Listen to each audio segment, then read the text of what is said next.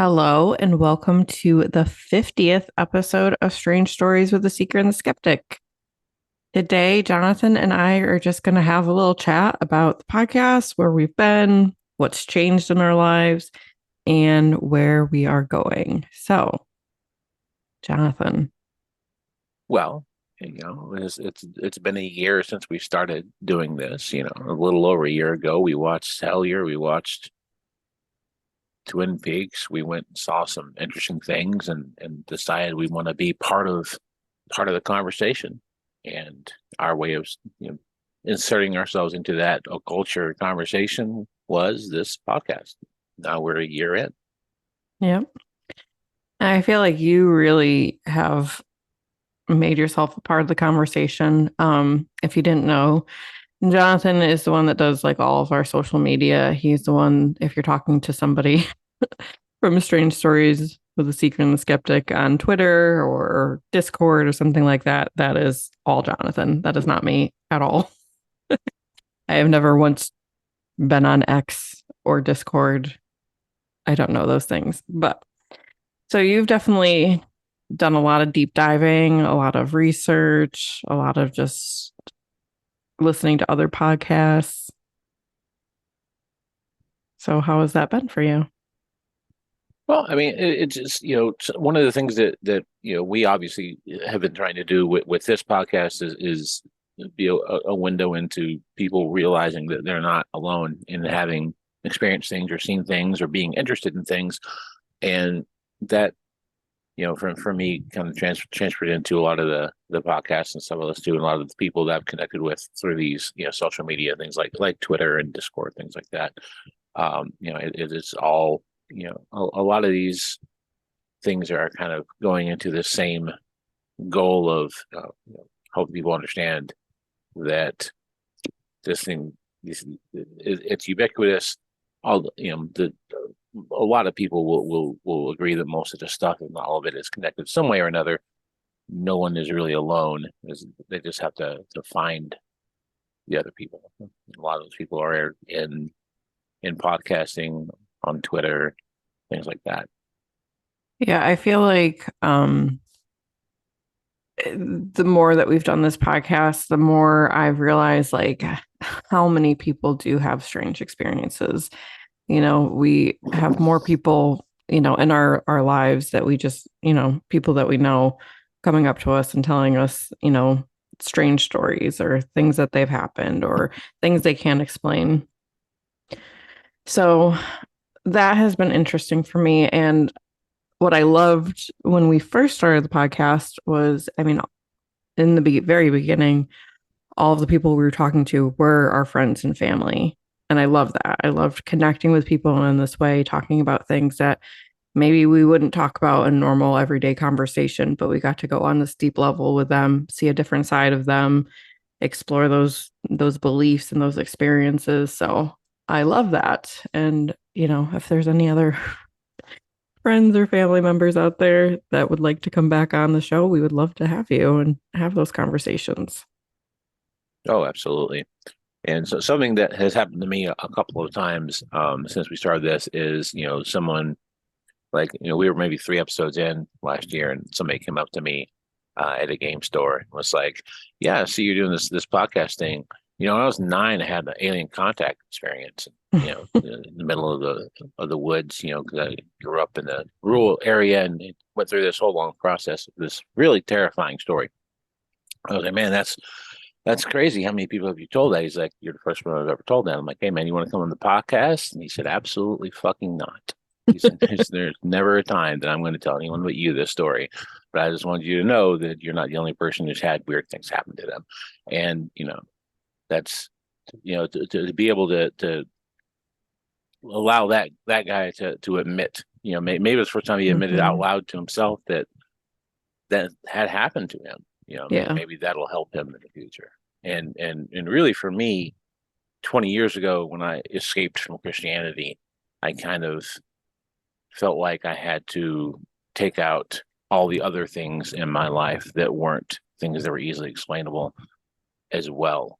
Mainly because a lot of people I surrounded myself with were not people who would have been open to those types of things. So it just kind of, it becomes this thing that you don't talk about anymore. And being able to let myself explore the things that have happened throughout my life and things that have continued to happen throughout my life that, I just haven't talked to people about until I started, we started doing this podcast and I started talking to people on social media about it and stuff that just didn't fit in with the type of people that I was around. Not those weren't great people. The majority of those people are great. It's just not part of their world. Mm-hmm.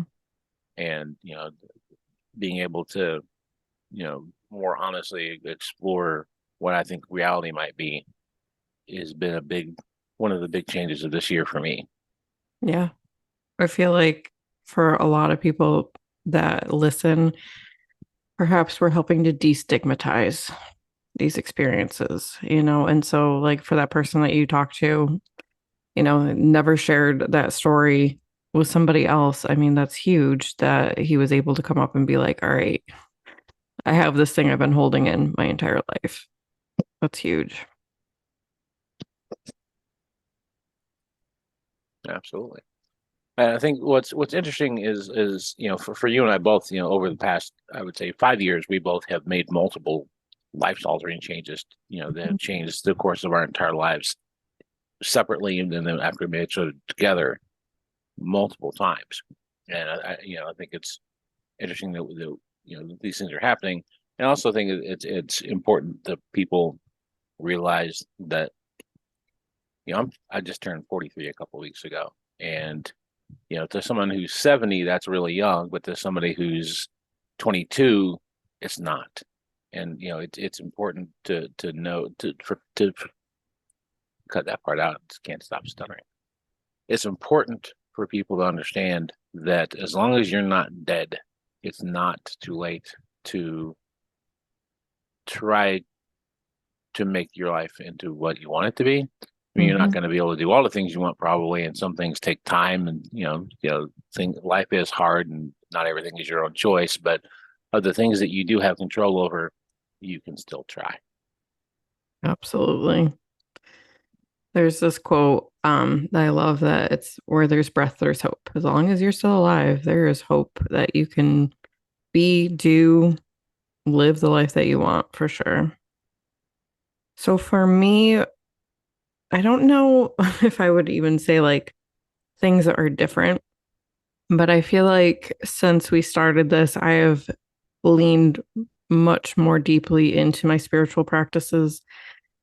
I was very much a spiritual seeker for a very long time, and then had huge, as Jonathan mentioned, huge life changes. And not that I completely got away from it, but I would say I took a step back just because I needed to be in the here and now, just focused on mostly it was like focused on healing my physical body. And since we've started doing the podcast, I've gotten much more in tune with my spiritual connection, working in the Akashic records, doing Reiki for myself every day, connecting with my guides, with my higher self.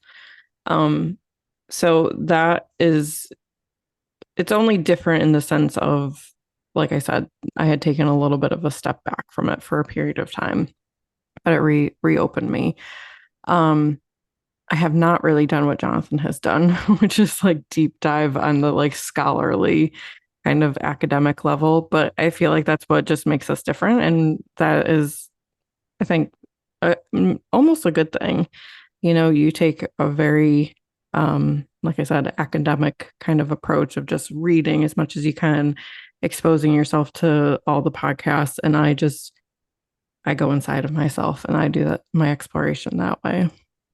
Well, yeah, I mean, I think that these things are supposed to look different for different people. There's no one size fits all for esoterica, and that's a good thing. I think that a lot of the things that you see people do are different ways of getting at similar things. A lot of it is like different versions of initiatory experiences, like the Kabbalah is a synchronicity generator. Uh, books like Robert Anton Wilson's Cosmic Trigger is a synchronicity generator. the works of Joseph Matheny, all this stuff. They're all different ways of unlocking what's in your head, and what's in your head can take you into other places. What exactly do you think, like, how would you describe a synchronicity generator, and what would you say is your theory about what the purpose is of something like that? For a lot of, and this is one of those your mileage may vary kind of deals, but I think that for a lot of people, the beginning of seeing things that are the beginning of seeing things in reality that are more than what's right in front of you on a computer screen, for a lot of people starts with synchronicities. And synchronicities are, young call them, uh, similar things without a connection. Basically, it's like things that seem like they're connected but really aren't, but are like each other, and it allows you to view the world in a different way. And so, for a lot of people, the way you jumpstart magical thinking of any kind, be it manifestation or UFOs or Bigfoot or anything, is getting started realizing that unconnected, connected things. Everything we do is training our brains. How do you get really good at a job? You spend years doing it. How do you become a good novelist? You write a bunch of novels, and the same thing is true with the occult stuff. I think the esoteric stuff, whatever you want to call it, we need better terms that people haven't taken away. But it's just a matter of jump starting your brain in a certain way, and it's just like when you're a kid and some teacher is trying to get you to have good handwriting. Well, what happens then? You go through hundreds of pages of writing these stupid sentences that no one likes, and the ones who care about it end up with better handwriting, and the ones who don't. Well, it's the same thing to me. That's just my take on that. Interesting. Do you feel like there's any sense of like some force communicating with you through these synchronicities, pointing you in a direction or trying to signal something? Me, like personally, me, or me like the royal we, like people You people in general. personally. Me as a human. Yes, you as a human. I don't know. I don't know. I don't know if those are the right words, or if there are right words. But I have felt throughout my life that things have been presented to me by something, and then I have not come across a term that I feel is adequate for any of these things. I sincerely doubt that there is any kind of like creator aspect of it. A lot of people blame God for a bunch of stuff, um, good and bad, and including guidance. And I think that is attributing um, intelligence where there is just information. Um, I think that if there's anything that comes close to making sense for me, is the idea of maybe trickster entities, where it's sometimes things go good, sometimes things go bad. It's not necessarily personal against you one way or another, and usually there's a sense of humor attached to it. So that's the closest thing that makes sense to me. What about you? Oh, well, I mean, hopefully you know this and our listeners know this as well, but I definitely believe in a divine intelligence. I definitely believe in universal consciousness and do absolutely believe that synchronicities are a signal or communication of some sort. Whether it's this is an aligned path for you or this is maybe not the most aligned path. I ask to receive synchronicities, I guess. I ask to receive signs a lot if I'm trying to make a decision and I'm not sure, is this does this serve my highest good? I'll ask for something random like, okay, in the next 24 hours, if this is for me, I'll see a green elephant, right? Something that you're not going to normally see in everyday life. And if I see it, then to me, that's a sign from the universe that, yeah, that's a thing. Go for it. And if I don't, that's makes me just take a step back and reconsider. So I absolutely believe in, call it what you want. I call it many different things: God, source, the universe, spirit. To me, all of those things are the same. And can I absolutely describe, quantify what it is? No. But my belief is definitely not that it's a trickster energy, but that it is a field of love. That's the best way I can put it. And there's also no guarantee that the things that you're talking about and things I'm talking about even remotely the same. Because it could be Hmm. that everybody's different and we're all maybe experiencing similar things in different ways or experiencing completely different things. Yeah. And I think that the asking of the question is more important than what the actual answer to that is. That's just for Mhm. me, and I know a lot of people probably hear that and it's like, this is not what I'm interested in. I want to know what the answers are. And that's cool too, and I think that, just like everything else in life, you're going to get some answers for some things, and then other things are just never going to make sense to you. And you just have to do the best you can. I think Jonathan is referencing the movie that we watched last night, where I was like, I want the answers. And yes, I am definitely a That was person Monoliths, by the way. monolith. It was a very interesting movie about a woman doing a paranormal podcast, and strange things happen. But yeah, at the end, like it does make sense after we talked about it. But yeah, I'm the type of person who likes to have more concrete answers about things. Um, but I have gotten myself to a place of just accepting that we're never gonna know 100% for sure. Like, I think as humans, I believe that perhaps when we are no longer in our physical bodies, that there's probably a deeper knowing and understanding of what reality actually is, but maybe as humans, we're not supposed to completely know. So, do you have any episodes that we've done that really stick out to you that you really enjoyed? I mean, I have a lot of them, but I'm just curious, like, do you have any kind of favorite conversations or topics that we've talked about? Oh yeah, absolutely. I mean, I think that every conversation we've had has mattered and made me ask more questions in my own brain, which is part of the point of it for me. Um, the the ones that I think, I mean, that's a hard question because there's not been a single one that I have not thought that was super interesting. Um, I think that it would be hard not to bring up uh, the conversation we had with Alan Greenfield, especially when he was talking about things from when he was younger and when he was first getting into stuff, and also the story we got about tarot was great. Can't And when he was singing, he started the the episode singing.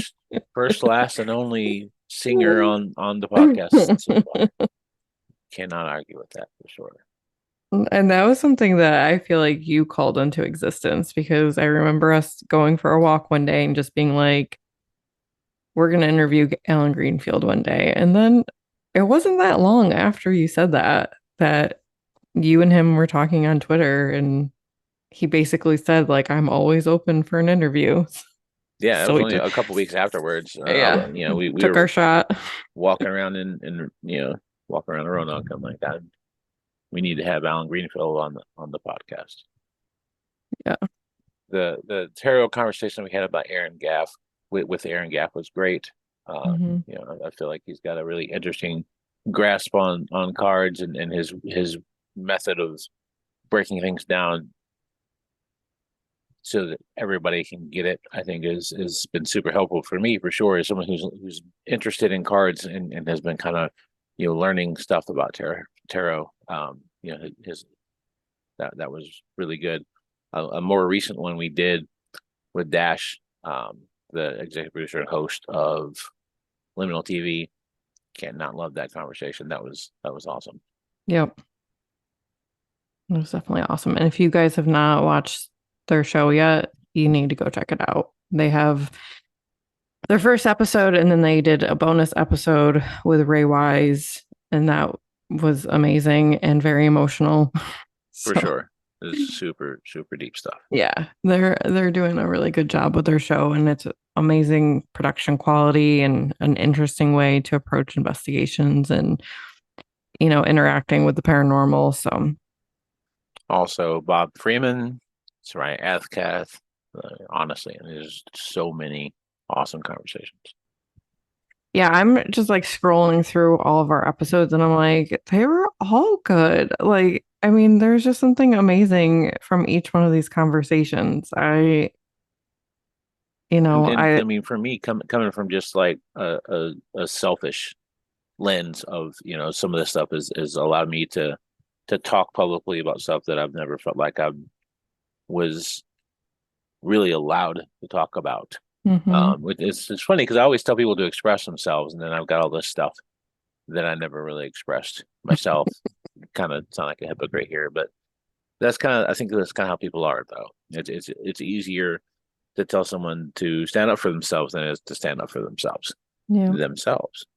But just talking to Mike Cleland, you know, Mm, almost a year after reading his book, and being able to share a story with him that I really only ever would have talked about because he put something similar in a novel that he wrote. yep. I mean, I hadn't even told Brittany, before we did that recording. I'm like, here's something that Yeah. no one has heard before. Um, and for Mike to be able to say, a few people have given me stories like that before, kind of, helped me feel like, hey, I'm not as crazy as maybe I think I am sometimes. Hmm. Yeah, I love that conversation with Mike. I just his research and his experiences are really interesting. I love talking to MJ, another, amazing investigator and medium who's done really cool things. And I need to read her second book. It's on the shelf. I would definitely want to read that and just kind of learn more about, the paranormal in Africa and her experiences exploring that. And yeah, just like all of like my friends that I got to connect with, like I said, these are people who have been in my life, people I've worked with or, kind of had parallel careers with, and not something that we would normally talk about, but talking about, my friend Julie and her experience connecting with her mother as she was passing, like that was an amazing conversation. Absolutely. So many good ones. Yeah. So it's been I think, a very interesting year. Our lives do not look a lot like they did this time last year. We're living in a different place, Different state. different state. Our jobs Um, are different. Everything is different. Nothing is the same. Everything's different. Yep. And, we're both pursuing the things that we're excited about and light us up. Um, I mean, since we started this journey, I've published 3 books, and And writing another granted, one. and I am writing another one. Granted, all 3 of those books were basically written before I started publishing them, starting last November. But I had to edit, I had to figure out how to actually self-publish and all of that. And Jonathan, you are working on some exciting projects. Can you tell us a little bit about that? Well, I am probably 40% into writing a novel of my own, and that's going pretty well. I think that I thought I was going to be faster at this than I actually am, but I don't think that's an abnormal thing. I think Mm-mm. most people think they're going to be able to hit a certain word count a week and stuff, and then life exists, and you realize, oh, this is not really how this works. I can write as fast as I can write, and that's as fast as I can write. So. I am still hoping to have this finished by the end of the year and ready for editing. But it is definitely little slower growing than I expected. But the thing I'm talking about publicly most right now, and I don't think I mentioned it yet here, but I've been meaning to, is I am, and for anyone listening to this, if this sounds like a fun idea, I would love to hear from you, and maybe you could submit something. I am compiling an anthology about tarot. It is called The Light from Albemuth. It's going to be in print. I'm self-publishing it. It's going to be in print. It's going to be electronic. And the premise is you do a tarot reading, either for yourself or have somebody do a reading for you. It can be one card, it can be a dozen cards, it can be a whole deck, whatever you want to do. But with the intention set when you do the reading of to write something. It can be poetry, it can be fiction, it can be nonfiction, it doesn't matter. Whatever it is you think you want to do or you feel like you should do, and then you write. And then after you've written the thing that you're going to write, you give a little blurb about the author, an explanation of what the reading was, and what, if anything, you feel like was influenced for the writing by the reading itself. It could be, and topical doesn't matter. Like I'm not asking people to write stories about tarot. I'm saying use this as a way to maybe open up some creativity. Yep. And what I love is this is your process. This is what you do before you start writing your novel. And it's something that I've also done different times. I don't do it every single time that I'm working, on my books. But if I am stuck, often I will get out either tarot cards or an oracle deck and do a reading, and it always helps me get unstuck. So I think it is a really good tool for creativity. And I don't know how you feel, but I feel for me like when I'm writing something, I'm often like it's coming from somewhere, not necessarily coming from me. Like feel like I'm channeling a lot, and I feel like using tarot can really help kind of open that channel and get it going.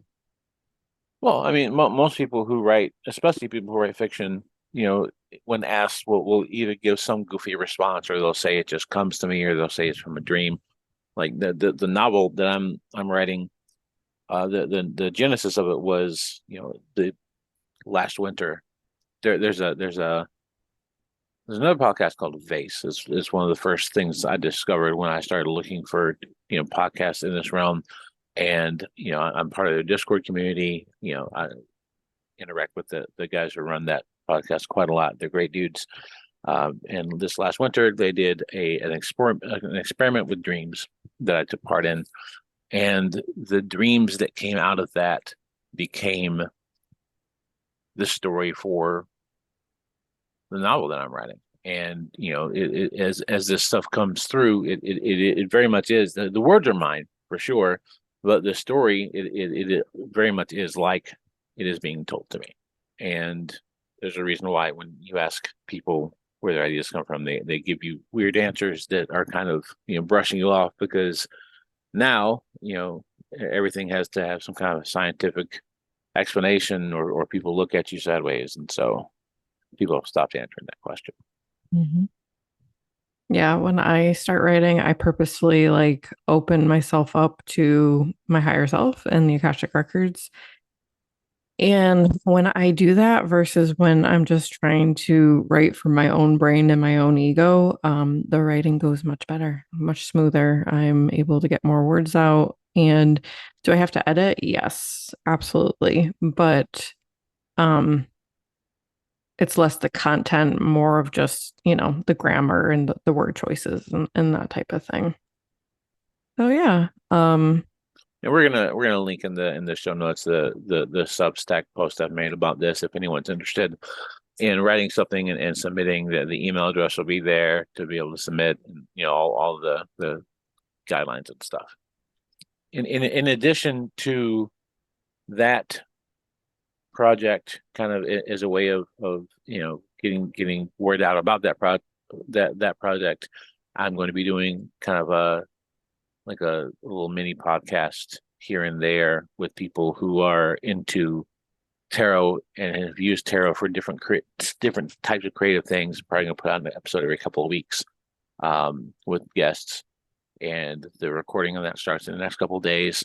So if somebody's interested in that, hey, hit me up and we can get you on there. The little probably 30 to 40 minute 45-minute episode just specifically talking about creativity and tarot and all the things that tarot can be.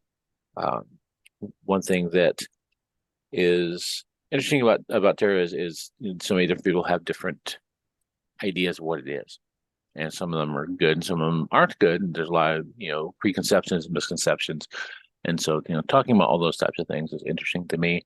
One of the things that about all this stuff that's been more and more interesting to me as we've gone along is cards. So pretty excited about that. Yeah.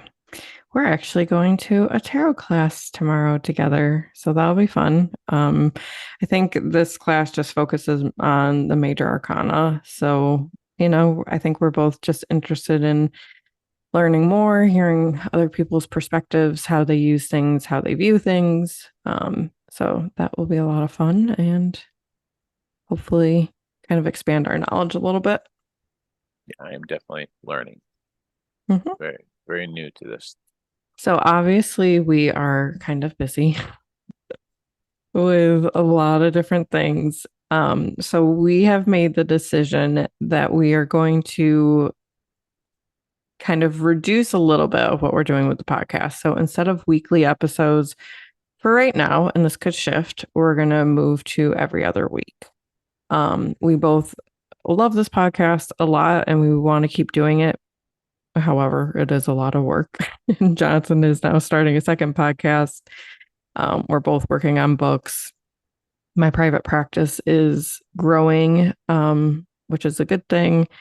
And my friend Meg and I are working on just a completely, I don't know, we're working on a business together where we can share more about spirituality and teach a lot of classes and who knows, maybe have some kind of shop. So, yep, plates are a little full right now, but we definitely don't want to stop this podcast because we love it. We love having these conversations. It brings me joy every week. When we talk to somebody and we just hear more stories and kind of every single time I walk away with more things to think about or things that I want to explore. So we definitely are going to keep the podcast going, but we're just going to probably put out a little less content. So with that being said, we are definitely still looking for people to interview. So even if you have been on the podcast, like you can come back on, just reach out to us and, we'll probably be putting some things out on social media, trying to get some interviews scheduled for the near future as well. All right, guys. Well, thank you so much for being with us, for listening to our conversations, to this episode where we just kind of rambled a little bit and talked about where we've been, where we are, where we're going. We appreciate each and every one of you and hope you will continue listening. Thank you so much for being here. If you have a strange story you want to share with us, email us at seekerandskeptic@gmail.com. We look forward to talking to you soon.